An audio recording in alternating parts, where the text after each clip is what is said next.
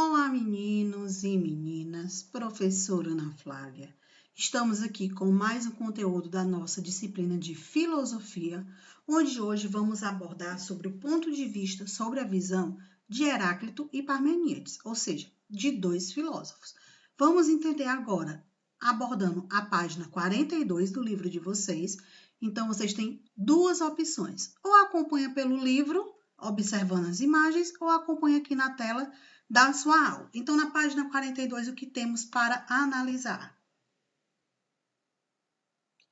Temos a imagem que representa um ponto de vista, de interpretação de cada um. Então, vamos observar. Primeiro, nós temos uma barata onde ela fala o seguinte: ficou faltando um par de tênis. Isso significa que na bagunça do seu quarto, ele todo desarrumado, ele todo desorganizado, ele não conseguiu encontrar aquilo que ele estava necessitando naquele momento.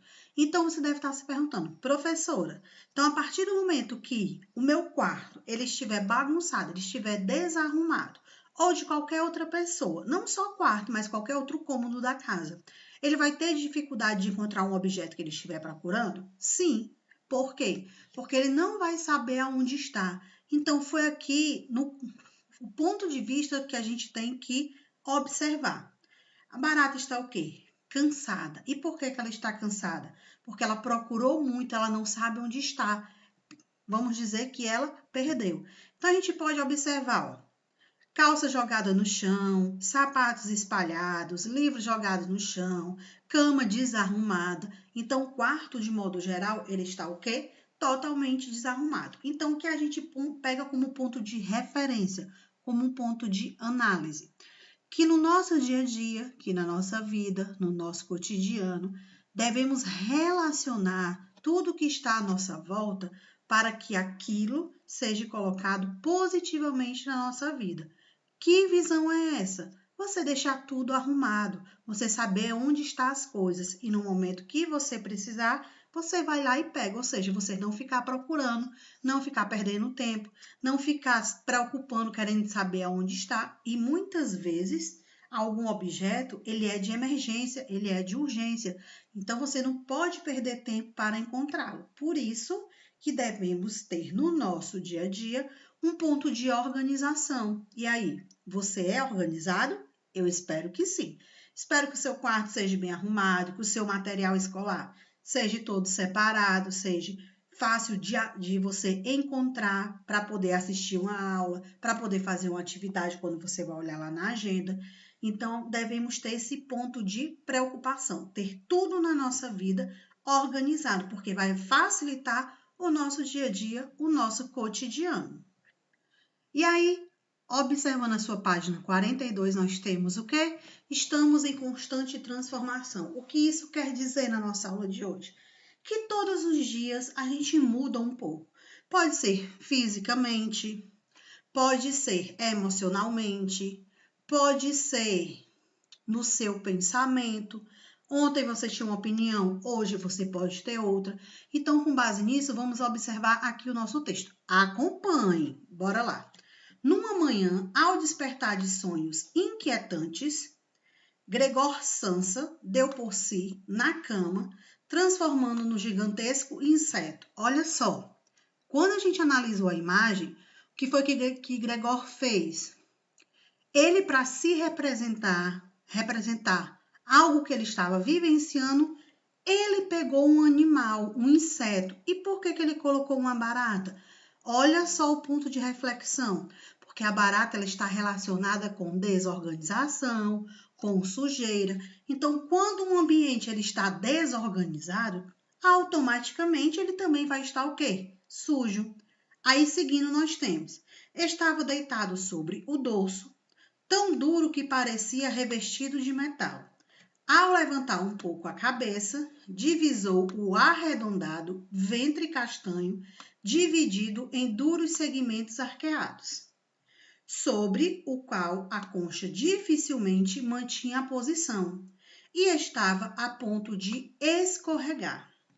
Comparados com o resto do corpo, as inúmeras pernas, que eram miseravelmente finas, ou seja, finas demais, agitavam-se desesperadamente diante de seus olhos. Aí, antes da gente continuar o texto, o que é que você deve estar se perguntando? Professora, no decorrer do primeiro parágrafo, tem 3 palavras que estão em destaque e que eu não sei o significado dela. Então, quais são essas palavras? Dorso, o que elas significam? As costas. Divisor significa enxergar, ver, perceber. E o arqueados significa dobrado, curvado. Então, mais uma vez, dorso no texto significa de costas. Então, quando a gente vê lá na segunda linha, ele dizendo assim, ó, estava deitado sobre o dorso, significa que ele estava deitado de costas, tão duro que parecia revestido de metal. E ao levantar um pouco a cabeça, divisou, olha o divisor, enxergou, percebeu, viu o arredondado ventre castanho dividido em duros segmentos arqueados. E o que é os arqueados? Dobrado, curvado, sobre a qual a concha dificilmente mantinha a posição e estava a ponto de escorregar. Comparando com o resto do corpo, as inúmeras pernas, que eram miseravelmente finas, agitavam-se desesperadamente diante dos seus olhos. Esse foi o nosso primeiro parágrafo. O segundo. Que me aconteceu? Olha a pergunta que Gregor Samsa fez. Ele pensou. Não era um sonho. O quarto, um vulgar quarto humano, ou seja, quarto de um ser humano e não de um animal, de um inseto, apenas bastante acanhado, ali estava, como de costume, entre as 4 paredes que lhe eram familiares. Então, ele estava em um corpo que não era o seu, era o corpo de um inseto, de uma barata, e que o ambiente ao seu redor ele conseguia reconhecer. Por quê? Porque era o seu quarto. E ele percebeu que era o seu quarto por conta de quê?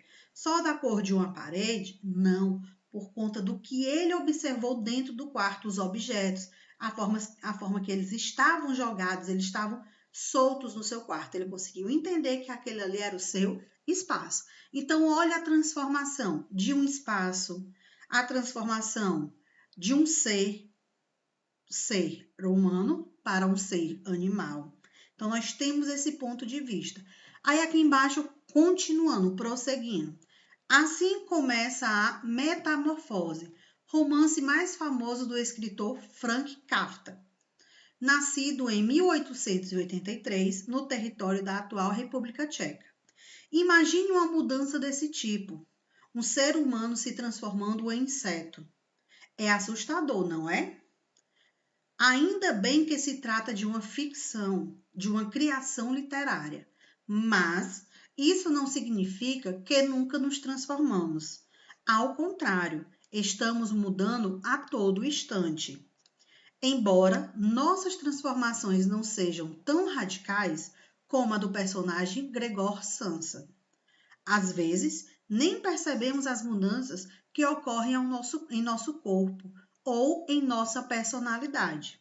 Para um dos filósofos que estudaremos neste capítulo, quais são os 2 filósofos que nós vamos estudar? Quais são? Heráclito e Parmenídes. Você que falou esses 2 nomes, ó, está de parabéns. Para um dos filósofos que vamos estudar, a mudança é a principal característica da natureza. Então, o que temos como base de análise da nossa aula de hoje? Que não só eu, a professora, não só vocês, mas todos nós estamos em constante modificação, ou seja, em transformação. E que essa transformação, ela é associada, vou colocar aqui ao lado para vocês, ela é associada ao ser animal, ela é associada ao ser humano, ela é associada ao ser vegetal. Juntando os 3, nós vamos ter o quê? Nós vamos ter o ser humano. Nós vamos ter o ser vivo. Nós vamos ter o ser animal. Nós vamos ter o ser vegetal. Então, o ser vivo, ele é a união de animais, plantas e ser humano, ou seja, a nossa população, tudo se transforma, tudo se modifica. E essa modificação, ela faz parte do nosso dia a dia, ela faz parte do nosso cotidiano. Diante do que vimos até agora, ponto de reflexão, ponto de observação para vocês, nós temos questões na página 42. Vamos a elas.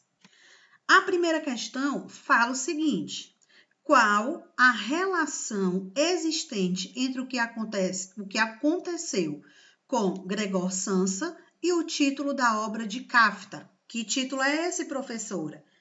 Aquele título lá embaixo, ó. Estamos em constante transformação. Esse é o título. Então, ele quer saber o seu ponto de vista, a sua análise, relacionando essa frase, estamos em constante transformação, com a imagem que a gente observou. O que elas têm em comum ou o que elas têm de diferente. Lembrando para vocês, ó. Primeira questão está pedindo a relação, o que existe em comum entre elas, sobre o que as duas estão falando, estão retratando. Segunda questão, em qual inseto você imagina que Gregor se transformou? Claro que a gente tem uma imagem com uma representatividade. A gente sabe que inseto é esse, que foi mencionado na nossa aula de hoje. Mas aí, se eu não tivesse falado, se a professora não tivesse abordado esse inseto para você, você iria conseguir identificá-lo? Iria conseguir saber a qual ele estava se relacionando? Terceira questão. Você concorda que todos nós passamos por mudanças? Sim ou não? E justifique. Cuidado aqui na terceira questão. Porque quando a gente pede a sua opinião, quando a gente pergunta se você concorda ou não, você tem 2 pontos para responder, sim ou não. Se você colocou sim, você vai justificar por que você acha que sim, ou seja, por que você concorda que todos nós sofremos mudanças. Se você acha que não, você vai justificar o porquê. Cuidado com aquelas palavrinhas que não são respostas e não são justificativas.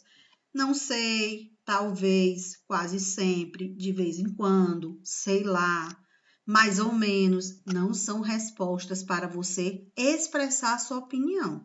Resposta é sim ou não e dizer o porquê que você está afirmando, se você concorda ou se você discorda.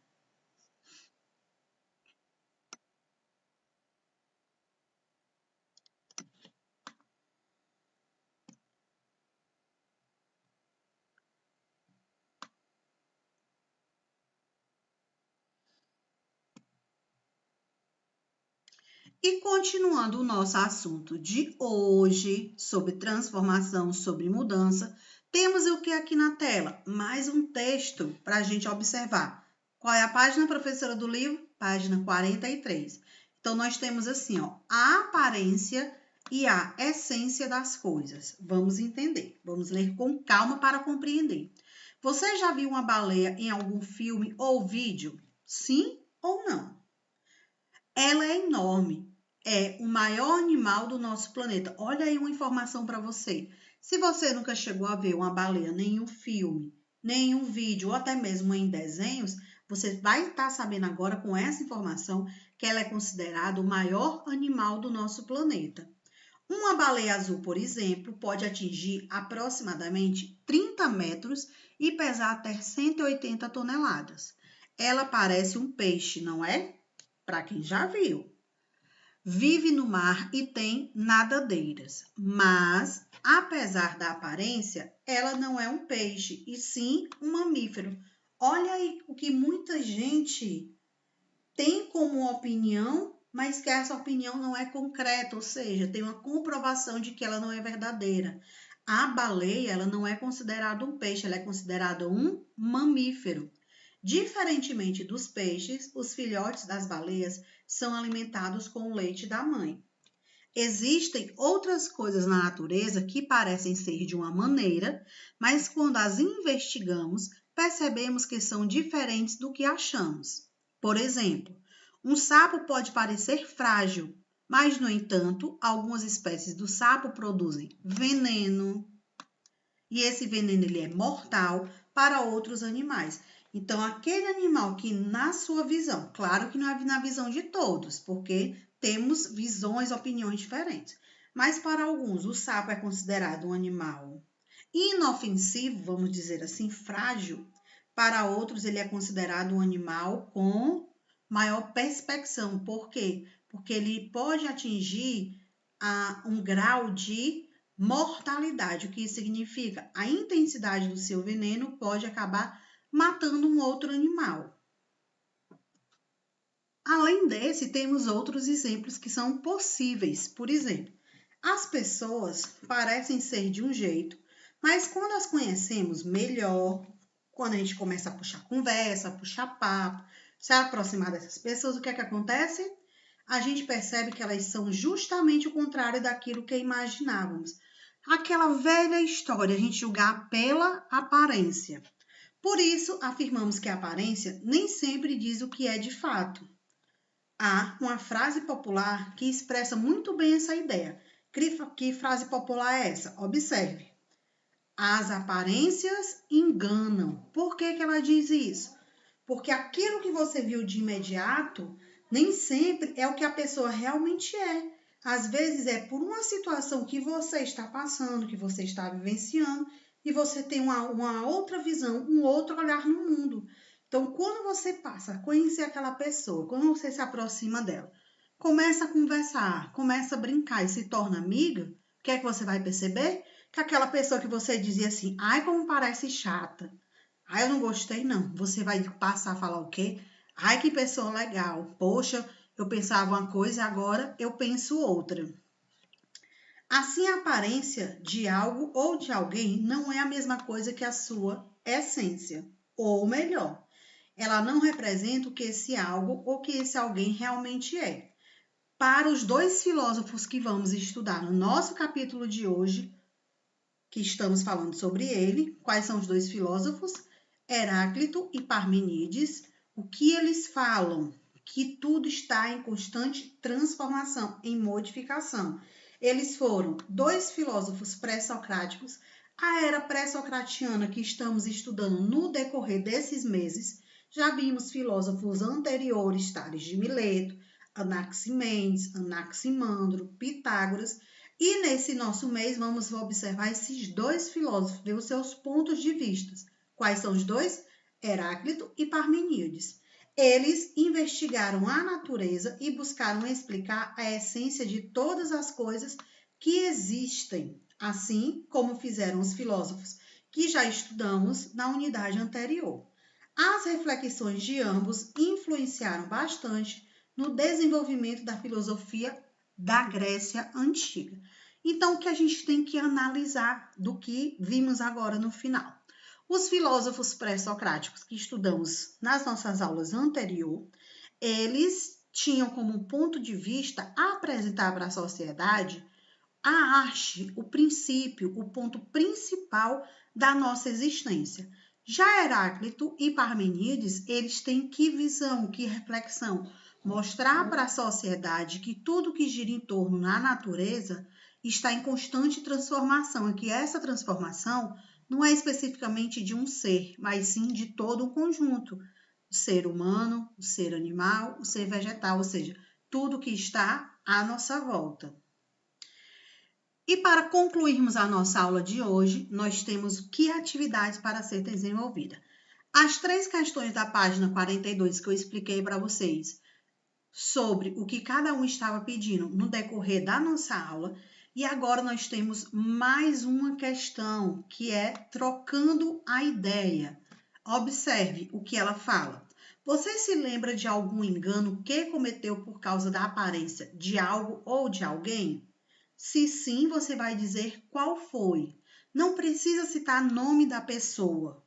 Não precisa, mas você vai contar o que aconteceu. Você vai dizer se foi a aparência de um colega novo que chegou na escola, se foi de uma pessoa da sua rua, se você foi para o aniversário e você conheceu o primo, amigo de alguém e você não gostou, se foi algum objeto que a pessoa lhe deu e que quando você olhou você não gostou, mas a partir do momento que você abriu, começou a mexer, começou a utilizar, você viu que era bom, que era legal, então pode ser relacionado à pessoa, pode ser relacionado a objeto, um presente, algo que você ganhou. Então, mais uma vez, a atividade a ser desenvolvida por vocês são as 3 questões da página 42, que eu expliquei no decorrer da aula, e mais essa questão aqui do trocando ideias. Aí você deve estar pensando, professora, se a minha resposta for não, não tem justificativa, porque só vai ter a justificativa se a sua resposta for sim. Mas aí você não vai me responder um não só para não justificar. Vamos ser sinceros, é o seu ponto de opinião, é a sua vivência, a sua reflexão. E onde vocês vão me enviar essas 4 questões? Lá no Class, na pasta correspondente à nossa aula de hoje. Qualquer dúvida que vocês tiverem, podem ir lá tirar no Class. Lembrando que você que não tem livro, as 2 páginas foram mostradas aqui no decorrer da nossa aula, as questões da página 42 e essa aqui da página 43, que é a Trocando Ideias. Então, não tem desculpa para dizer que não fez atividade porque não tinha livro. As questões estão aqui na nossa aula. A gente vai ficando por aqui. Até a nossa próxima aula, até o nosso próximo encontro e tchau!